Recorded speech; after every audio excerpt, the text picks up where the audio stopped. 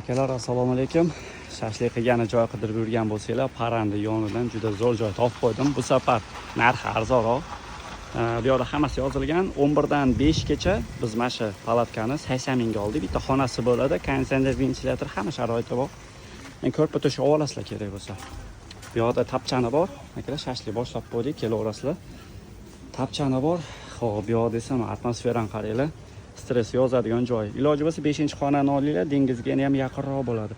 Bu yerda dengiz, baliq tutsa bo'ladigan joylari bor. Atmosfera gapsiz yo'q. Tarelka alohida tema. Shashlik ishlatyapmiz. Shunaqa gaplar akalar. Narxi 80 mingga tushdi. Sajani nomerini ham, adresini ham video ostiga, videoga ham yozib qo'yaman. Bemalol telefon qilib kelaverasizlar. Bizda bunaqa adres bekitish, bunaqa gnidali yo'q. Bilasiz, avtokaryos har doim o'ziga ravo ko'rganda boshqalarga ham ravo ko'radi.